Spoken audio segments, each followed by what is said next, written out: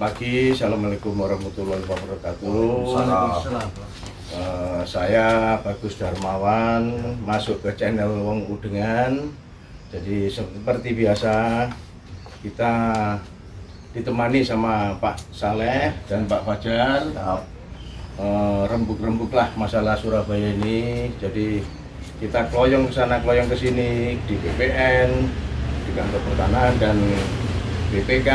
Kita mencari solusi-solusi, mungkin ada yang bisa dibahas di sini. Ini kebetulan kita lagi membahas masalah yang kemarin, jadi meneruskan gimana sebetulnya masalah surat hijau ini untuk kita sosialisasikan.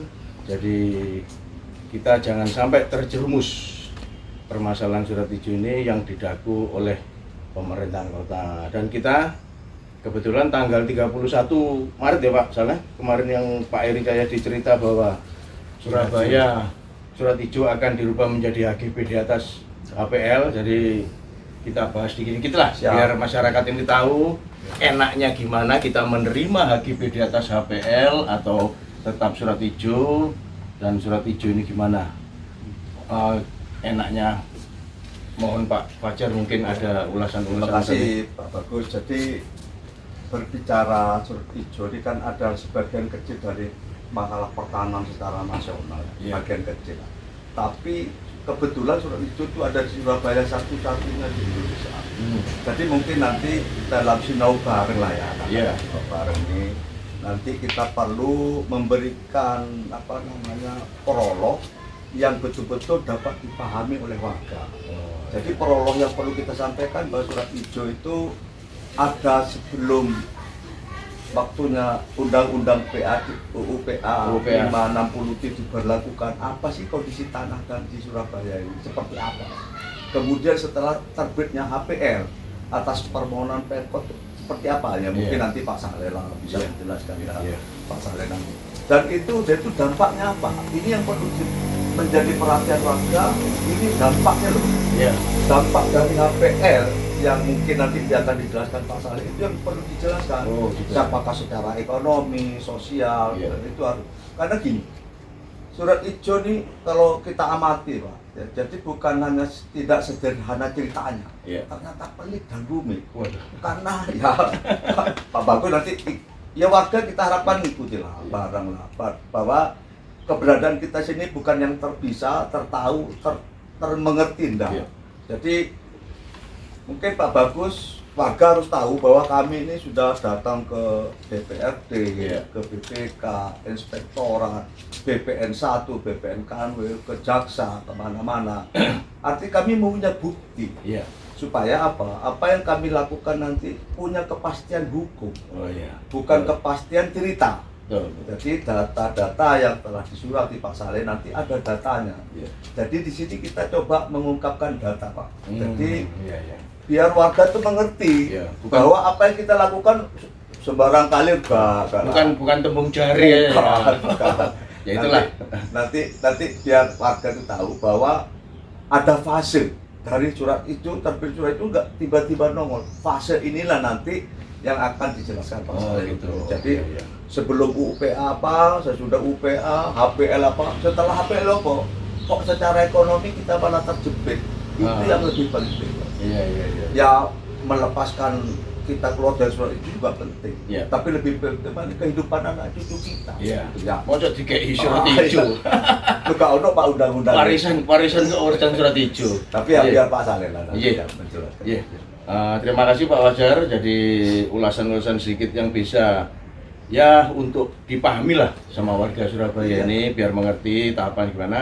Nah ini monggo Pak Saleh mungkin bisa menceritakan sedikit lah untuk permasalahan surat hijau ini biar lebih dikenal sama warga. Ojo sampai warga Surabaya keblobok. Dengan adanya kemarin informasi dari wali kota memberikan opsi HGB di atas HPL. 3 opsi Pak. 3 opsi ya? 3 opsi, tapi ditawarkan 3 opsi. Pertama adalah menjadi SM yang tidak mungkin katanya. Ini kan berat, masa undang-undang tidak mungkin. Tapi kenapa HGB jadi mungkin?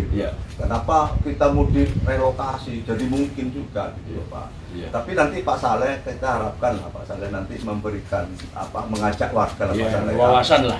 Supaya memberikan pendapat juga gitu loh Pak. Jadi warga itu nggak boleh diem lah pokoknya. Iya, Kita betul. juga nggak ada apa-apaannya loh Pak. Itu kan merupakan suatu hak warga.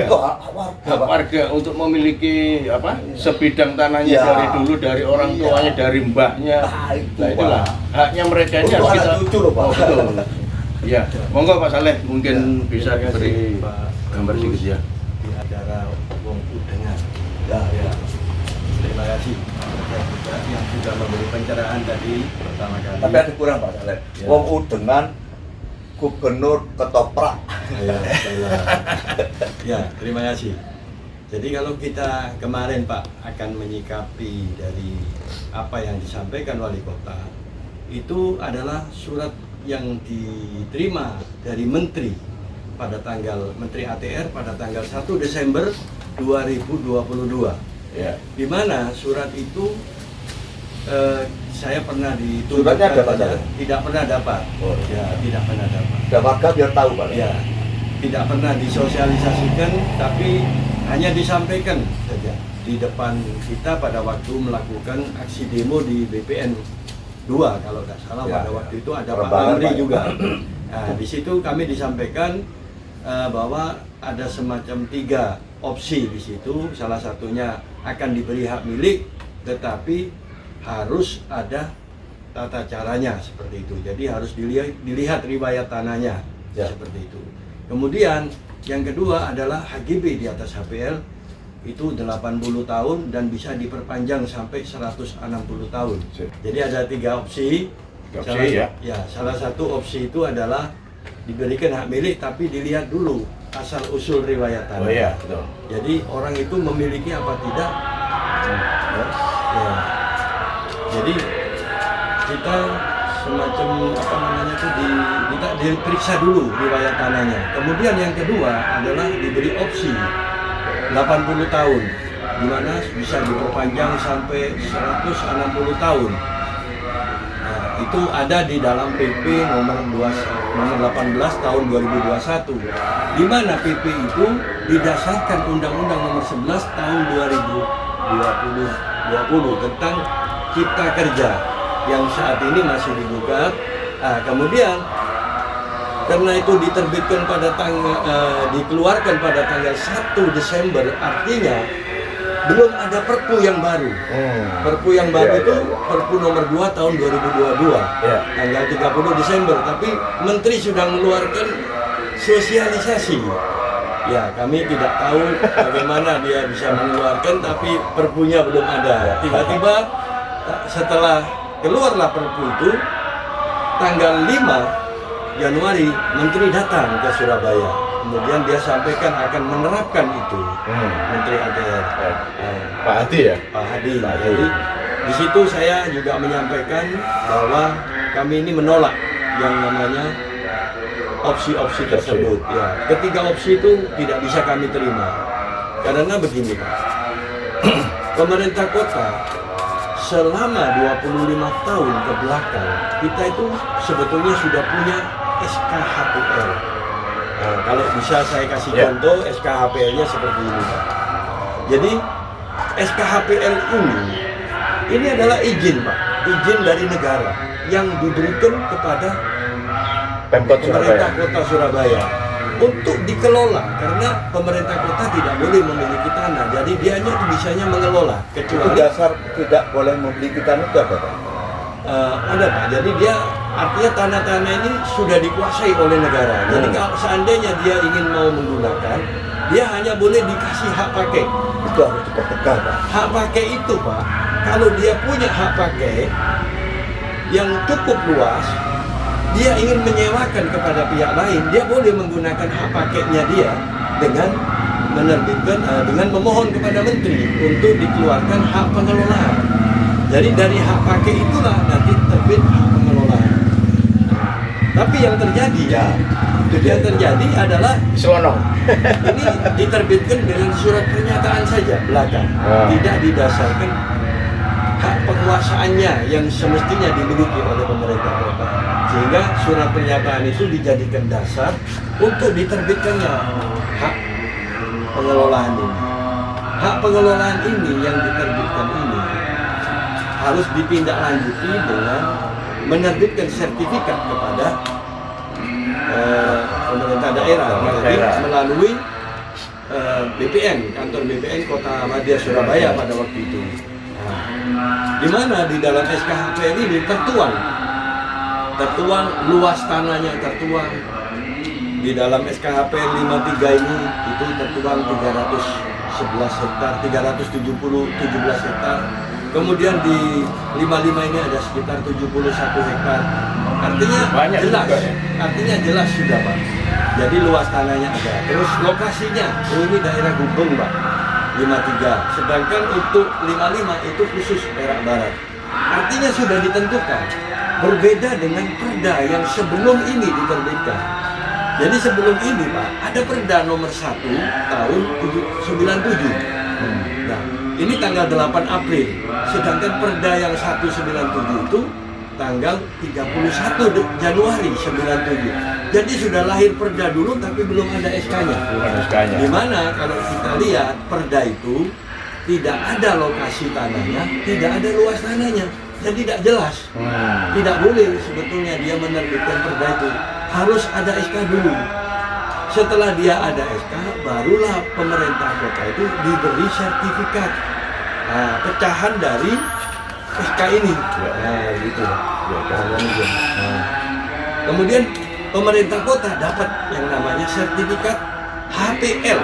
Sertifikatnya ini harus diberikan kepada pihak ketiga, dipecah lagi ke warga ya? kepada warga, bukan dimiliki atau dijadikan asetnya. Yang saat ini kami ketahui ternyata kami sudah melakukan klarifikasi kepada BPK, ternyata ini dijadikan aset dengan melakukan pencatatan saja.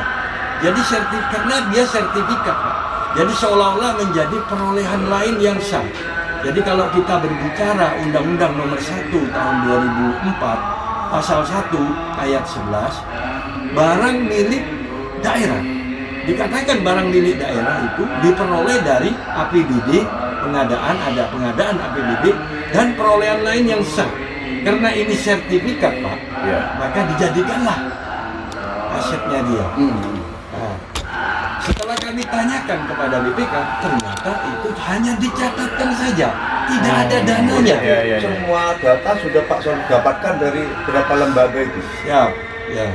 Jadi karena ini HPL sertifikat yang semestinya diberikan kepada pihak ketiga, ternyata belum diberikan.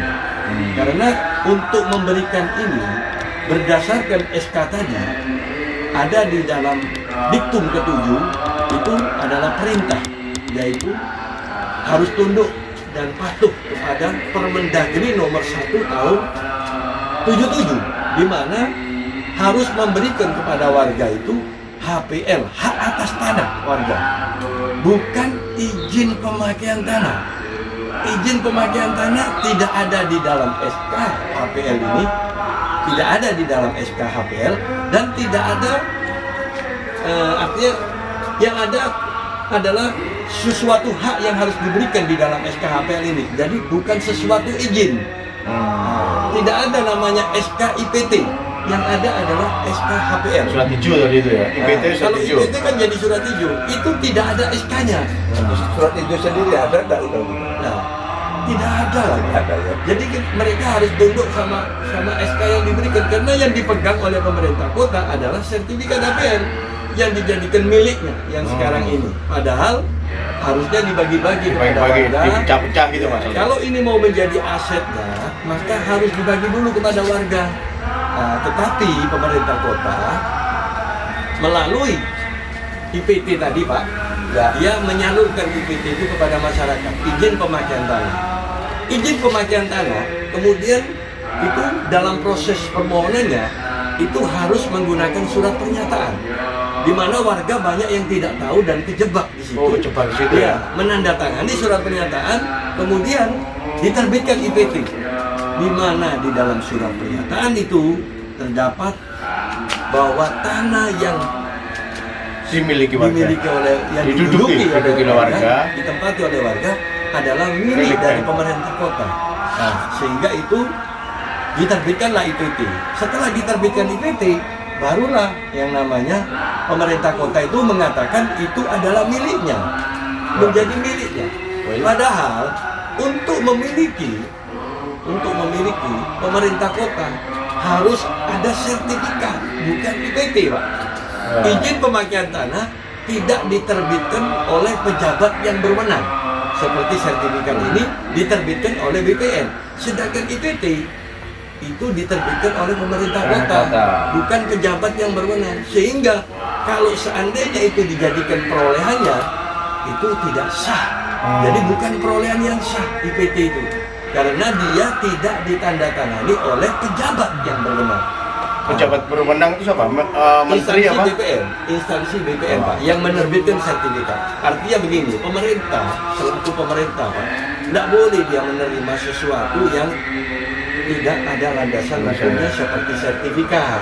Ya. Nah, kalau IPT itu bukan sertifikat. Jadi gini Pak Saleh, barangkali saya baru ingat ini. Pak Saleh kan selalu ngomong bahwa apel atau surat itu tuh cacat hukum ya.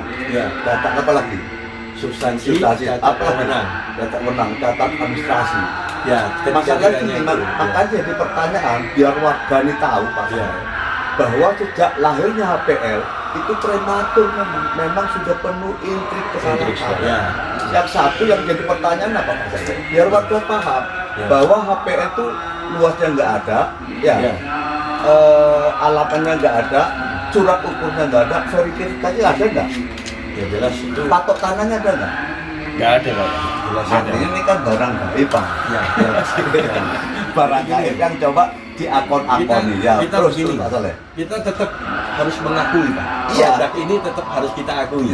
Kita ngakui, tapi warga harus tahu bahwa ini adalah Ya, bayi karena genderuwo.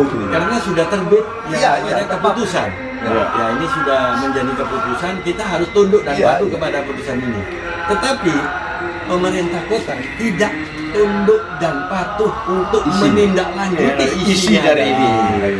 Kan ada pasal-pasalnya, diktum-diktumnya. Di dalam diktum kedua di dalam SKHPL ini itu diwajibkan untuk diberikan pihak ketiga itu HGB di atas HPL dan diwajibkan untuk membayar kepada negara. Artinya pihak ketiga warga masyarakat mendapatkan hak atas tanah, kemudian dia baru membayar kepada negara, Pak, untuk sebagai tebusan dari sertifikatnya karena dia mendapatkan sertifikat. Ini Pak Saleh, sebentar. Ya. Ini pencerahan lagi Pak Saleh. Kenapa harus diterbitkan HGB di atas FPL ya kan? Diterbitkan IPT di atas FPL. Kenapa BPN itu diam gitu? Ya, Kan karena dia punya otoritas. betul, Harus dicegah begitu melakukan menyimpang dari SK yang dikeluarkan, harus dia tarik dulu gitu. Ya kan gitu. Ya. Jadi Coba apa kira-kira? bisa-bisa IPT ini lebih spesifik, istilahnya lebih kuasa daripada sertifikat yang dikeluarkan dari BPN. Nah itu Pak. jadi gini, Ya. Mungkin lebih di tingkatnya gitu, tapi ya udah bisa lah. Jika apa-apa kan namanya sertifikat itu yang mengeluarkan ya BPN. Maksud gini loh. ya paham saya, Pak Bagus saya ini. maksudnya Bukan kita Pak, supaya warga paham. Ya. Pemahaman kita udah paham lah. Ya, jadi gini Pak, kalau kita mengacu kepada SK ini, perintahnya adalah diktum ke-7, yaitu Permendagri nomor 1 tahun 77, yaitu diperintahkan di situ tata cara ada penyerahan HGB di atas HPL. Penyelesaiannya di situ. Ada. Itu harusnya diturunkan ke pemerintah kota melalui DPR. Nah, DPR lah yang semestinya mengeluarkan perda. Nah, dari sini Pak, diturunkanlah perda seharusnya. Nah, dengan perda ini maka akan turun nanti perwalinya, tata cara pelaksanaannya. Oh iya. Nah, semua ini tidak pernah ada, Pak. Wah. Setelah turunan dari SK ini, setelah dia dapat sertifikat, harusnya ada perda yang mengatur.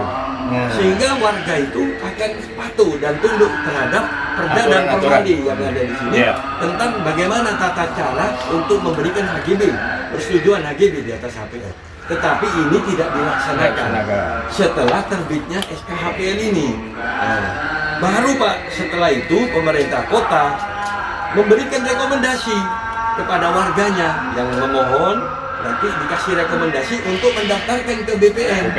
Monggo silakan warga-warga ini saya kasih rekomendasi, silakan mendaftarkan HGB di atas HPL. Ini tata cara yang benar semestinya. Tetapi ini tidak dilaksanakan. Artinya dari awal Jadi- ya, iya. cara tapi iya. tidak pernah dilakukan. Jadi Nah, istilahnya SKHPL 97 ini diselipkan tidak dimasukkan Ya. pada perda-perda itu, Pak. Semestinya kalau seandainya ini tertib ya Pak ya, ini tertib, kemudian ini tertib Pak, kemudian warga itu bisa mendapatkan sertifikat HGB di atas HPL. Ini yang jadi pihak ketiga yang mestinya dimiliki oleh pemerintah, oleh warga masyarakat sampai hari ini. Nah, faktanya nanti kita lanjutkan lagi itu Pak. Terima kasih Pak Saleh, ini pencerahan yang kedua lah. Jadi supaya masyarakat Surabaya ini memahami Pak Wajar. Jadi istilahnya jangan sampai warga ini digombloi sama Pemkot dengan tapi kan dengan ada cara gubernur ketoprak, masa nggak bisa menyelesaikan? ya itulah makanya bertahap lah supaya siap. masyarakat ini mengenal masalah surat hijau ini. Alhamdulillah ini tadi sudah ada pencerahan yang kedua, masyarakat biar tahu lah gimana tahapan-tahapan yang benar, dan kalau memang ini ada yang nggak beres itu kita selesaikan, masyarakat tahu mana yang bagus dan mana yang jelek, apa yang harus dilaksanakan masalah IPT surat hijau ini. Saya kira cukup sekian channel Wong Udengan, saya Bagus Warman. Terima kasih matur nuwun karo warga-warga Surabaya, muga-muga kabeh sehat walafiat. Amin amin ya rabbal alamin.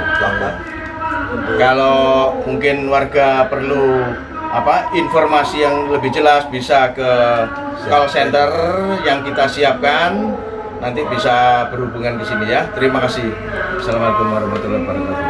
Waalaikumsalam. Terima kasih. Siap. Mantap.